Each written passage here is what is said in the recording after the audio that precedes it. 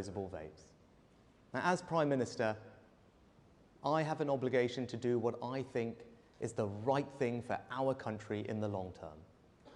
And as Conservatives, we have never shirked that responsibility. We have always been at the front of society, leading it. And when we have the tools at our disposal to deal with the biggest cause of preventable illness and death in our country, to cut cancer deaths by a quarter, to significantly reduce long-term pressure on our NHS, and to do for our children what we all in our heart of hearts know is right, we must act, we must lead. Conference, we must put the next generation first, and that is what I will do.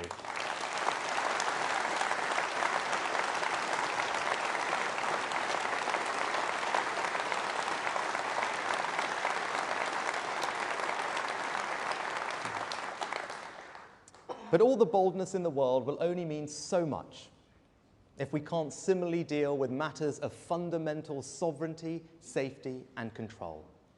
I'm talking, of course, about illegal immigration.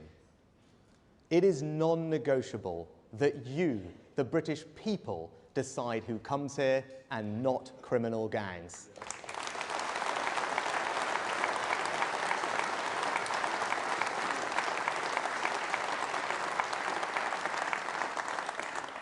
Those gangs ply a trade that leads to innocent people dying.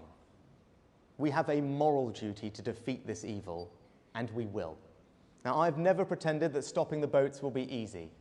At the time I committed the government to delivering that goal, the consensus was simple. There was nothing we could do about it. They pointed to 4 years of growing crossings and said impossible. Well, conference, they were wrong. It is not impossible, and we are proving it. Small boat crossings are, for the first time since the phenomenon began, down 20% this year.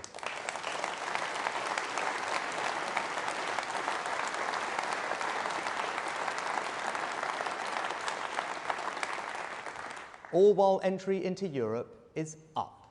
We are by no means where we want to be, but don't let anyone tell you we aren't making progress. We are, and we will get there. Our new law will ensure that if you come here illegally, you will be detained and swiftly removed. Now, I am confident that once flights start going regularly to Rwanda, the boats will stop coming. Just look at how our returns agreement with Albania has seen the numbers coming from there fall by 90%. I am confident that our approach complies with our international obligations. But know this, I will do whatever is necessary to stop the boats.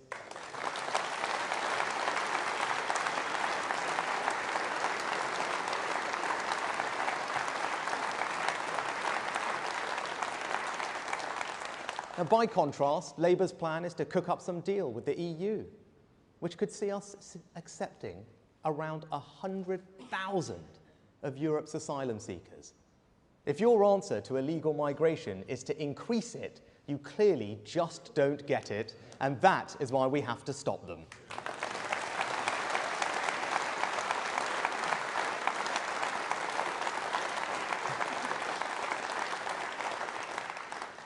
And that's because on this and on so many other issues, Labour simply don't share our and the country's values.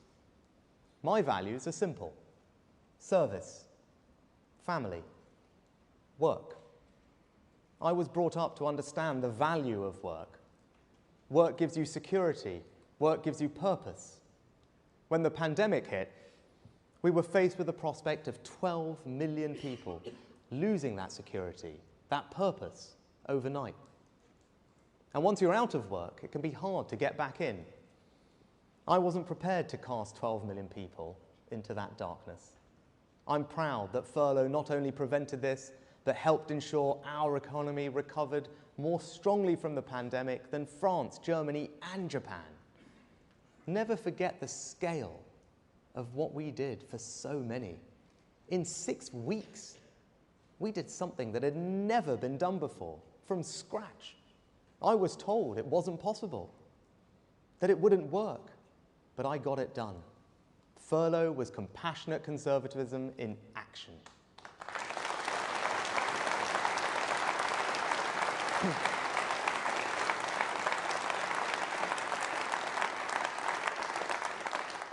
If furlough was one thing that helped us get through COVID, then Ian Duncan Smith's welfare reforms were another.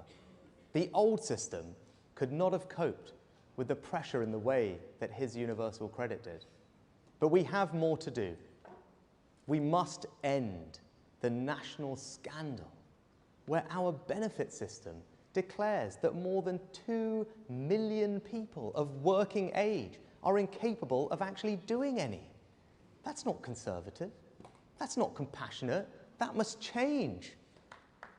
In 2011, 1 in 5 of those doing a work capability assessment were deemed unfit to work. But the latest figure now stands at 65%. Are people 3 times sicker today than they were a decade ago? No, of course not. It's not good for our economy. It's not fair on taxpayers who have to pick up the bill. And it's a tragedy for those 2 million people being written off. I refuse to accept this, and that is why we are going to change the rules so that those who can work, do work.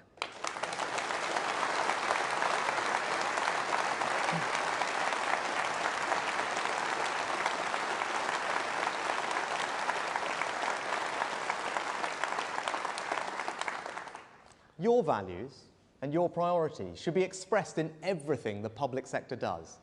Too often, it is not. In too many parts of our permanent state, virtue signalling has replaced common sense.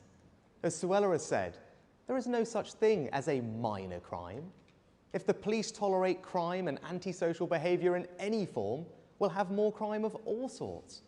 So that's why we now have record numbers of police officers. And every crime should be investigated. Our streets will be safer, our communities more secure. No one should be afraid to walk home alone at night.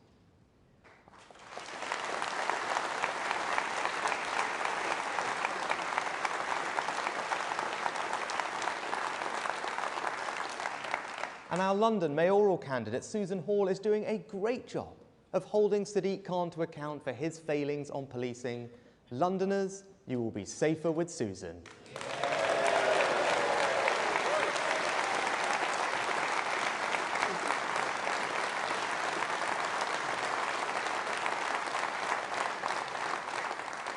And I am clear, there are some crimes so heinous that those who perpetrate them should spend the rest of their lives behind bars.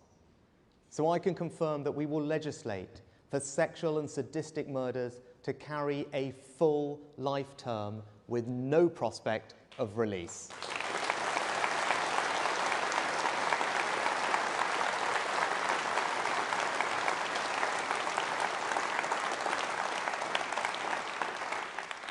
We are going to change this country, and that means life means life. Now, that shouldn't be a controversial position. The vast majority of hard-working people agree with it. And it also shouldn't be controversial for parents to know what their children are being taught in school about relationships. Patients should know when hospitals are talking about men or women. And we shouldn't get bullied.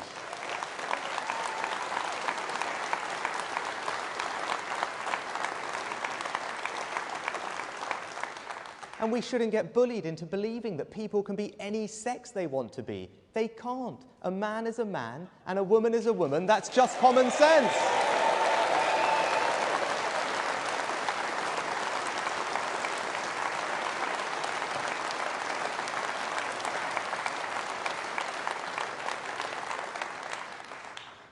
We should also never be afraid to talk about the thing that matters most to most of us, family. Whenever you want to talk about family, someone whispers, "Is that wise, Prime Minister?" You'll be accused of promoting a one-size-fits-all view. But in this Conservative Party, the party that legislated for same-sex marriage and is investing record amounts in childcare, we know that what matters is that love cascades down the generations.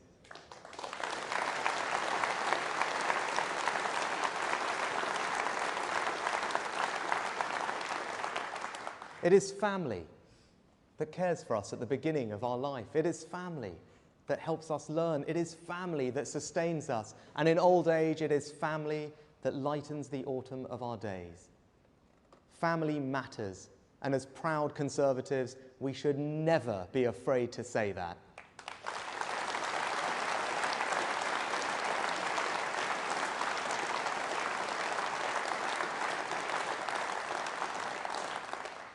And there's another family that matters to us all, our family of nations, England, Scotland, Wales, and Northern Ireland.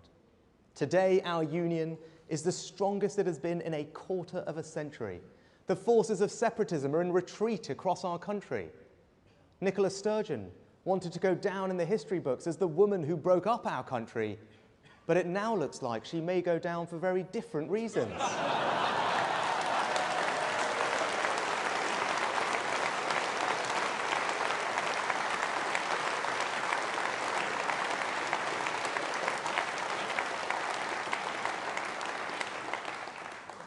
We are a remarkable combination of four nations with a proud history, and that history should give us enormous confidence in our future. My grandparents didn't emigrate to just Leicester or Southampton, but to the United Kingdom. They came here because our country stands for a set of values. We are the home of fair play, the best of British. We are the place for those who want to add to our national story. The United Kingdom has done a huge amount for my family. I often think about how different our lives would be if my grandparents had not left India and East Africa all those years ago. I owe our country everything. And it is my duty to do what I can to help this country take the right long-term decisions for the years ahead. The United Kingdom is also the most successful multi-ethnic democracy on earth. And our party has led the way on that. We had the first ethnic minority prime minister when Queen Victoria was still on the throne.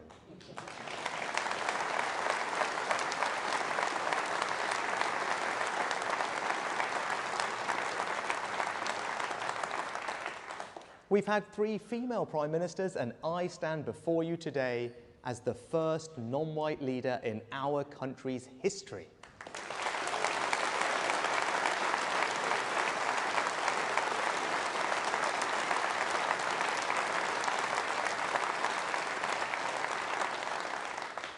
Meanwhile, Labour's last 3 leaders all live within the same square mile of North London.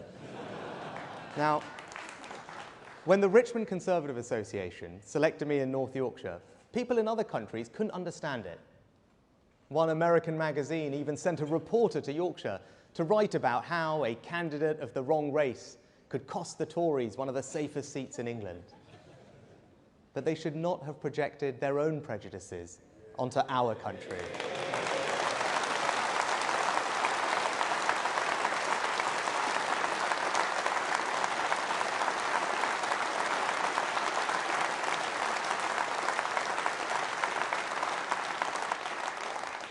The people of North Yorkshire were not interested in my colour, but my character.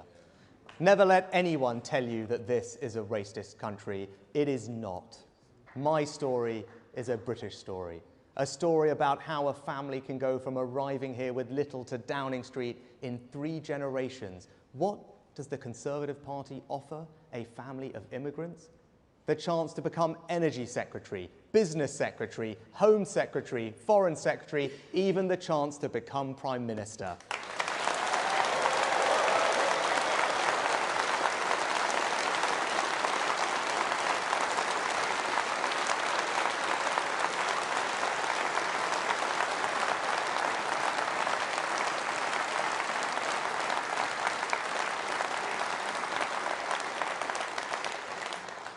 When I first became an MP, my grandfather came to Parliament to see me.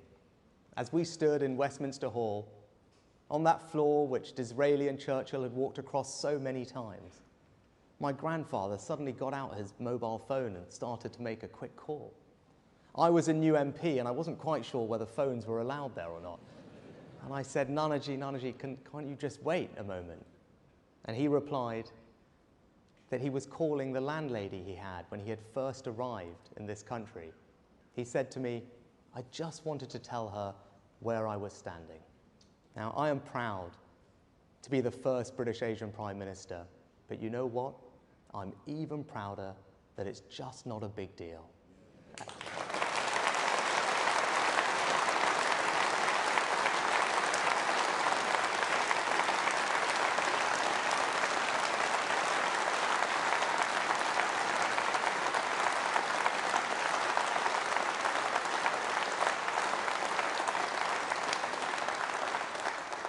And just remember, it was the Conservative Party that made that happen, not the Labour Party.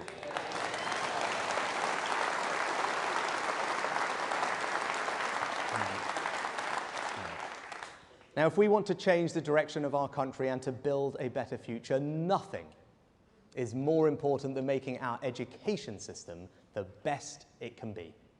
When our party came to power in 2010, our schools were slipping down international league tables. Now, they are rapidly rising. Of what we have done in government since 2010, what I am proudest of is our record on education. With Michael and Nick Gibb, we took on a failed ideology.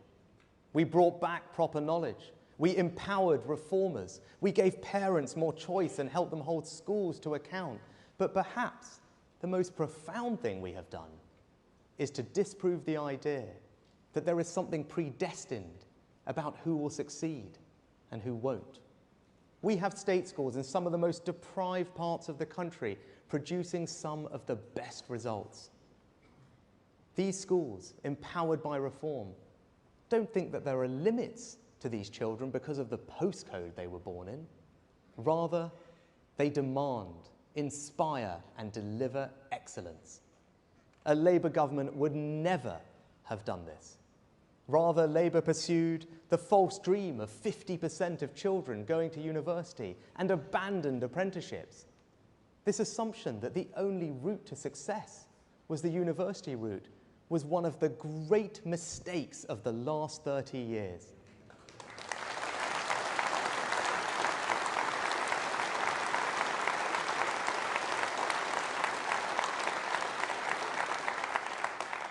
It led to thousands of young people being ripped off by degrees that did nothing to increase their employability or earnings potential. So we are stopping universities from enrolling students on courses that do nothing for their life chances. Under us, no more rip-off degrees.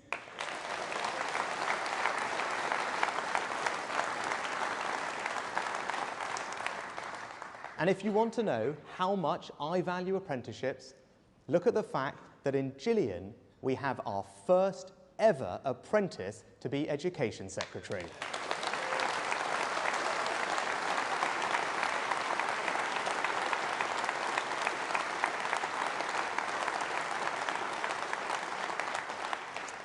Today, I want to build on these Conservative achievements and take a long-term decision to address the problems with our 16 to 19 education system. Technical education is not given the respect it deserves. Students don't spend enough time in the classroom. A quarter of our children leave education without the basic literacy and numeracy they need to fulfill their potential. And our students study too narrow a range of subjects. Today, I am changing all of that, pulling one of the biggest levers we have to change the direction of our country. We will introduce the new rigorous, knowledge-rich, advanced British standard, which will bring together A-levels and T-levels into a new single qualification for our school leavers. First, this will finally deliver on the promise of parity of esteem between academic and technical education, because all students will sit the advanced British standard. Second, we will raise the floor, ensuring that our children leave school literate and numerate, because with the advanced British standard, all students will study some form of maths and English to 18 with extra help for those who struggle most. In our country, no child should be left behind.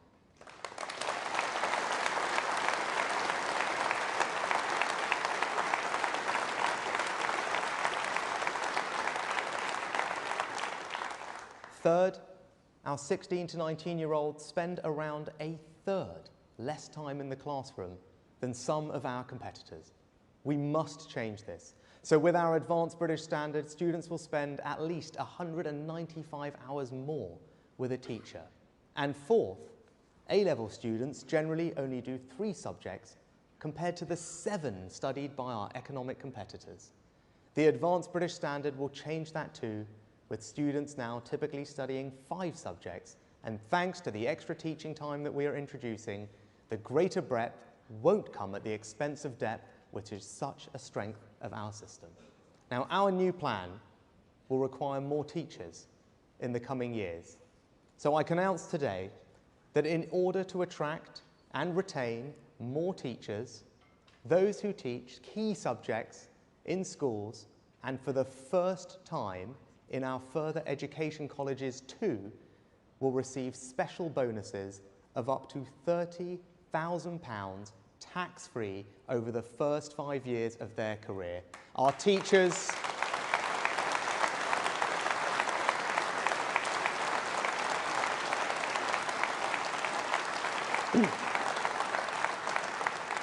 Our teachers do one of the most valuable jobs in our society, and we should reward them for that. And conference, I can tell you, my main funding priority in every spending review from now on will be education. Why? Because it's the closest thing we have to a silver bullet. It is the best economic policy, the best social policy, the best moral policy. It is the best way to spread opportunity and to create a more prosperous society. It is not just my way, conference, it is the Conservative way.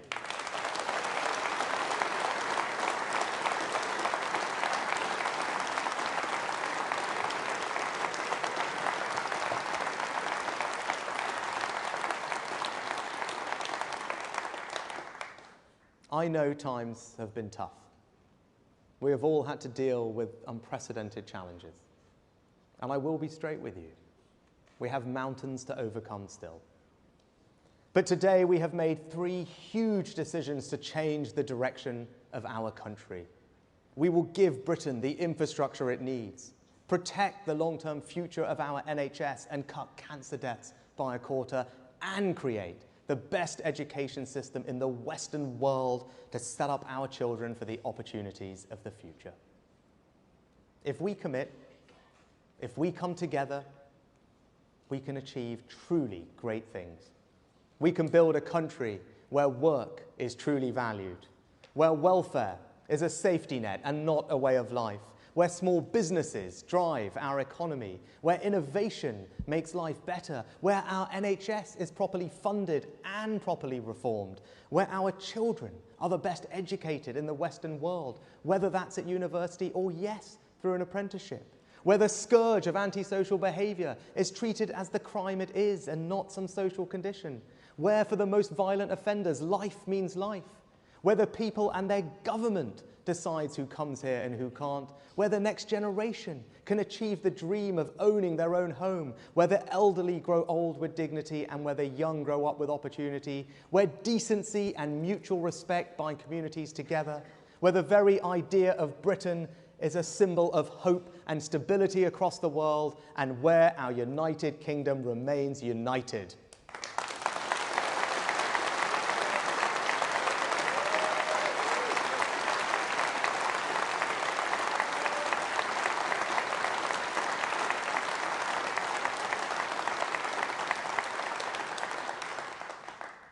All this and more is ours if we want it, but we have to fight for it.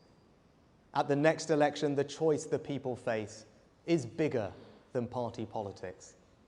Do we want a government committed to making long-term decisions, prepared to be radical in the face of challenges and to take on vested interests, or do we want to stand still and quietly accept more of the same?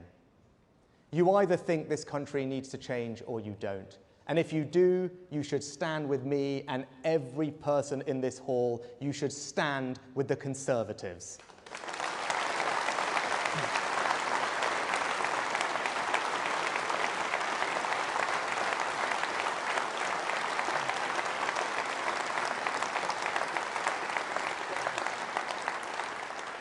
Today, this party put the needs of the British people first.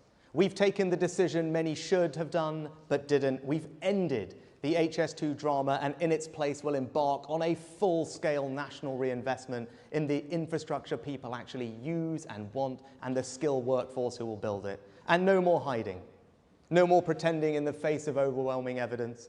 Too many sons and daughters, fathers and mothers are lost to lung cancer, heart disease, dementia, stillbirth, and we can change that. Today, we went beyond ideology and put the people first again and committed ourselves to ensure our children and grandchildren can be the first generation that doesn't have to suffer the false choice to quit smoking or not because they will never have started. Today, we set a course for our education system that will set our children up for the opportunities of the future. No more rip-off degrees, no more low aspiration, no more denigration of technical education, just the best education system in the Western world. We will be bold, we will be radical, we will face resistance, and we will meet it. We will give the country what it so sorely needs and yet too often has been denied. A government prepared to make long-term decisions so that we can build a brighter future for everyone. Be in no doubt, it is time for a change, and we are it. Thank you.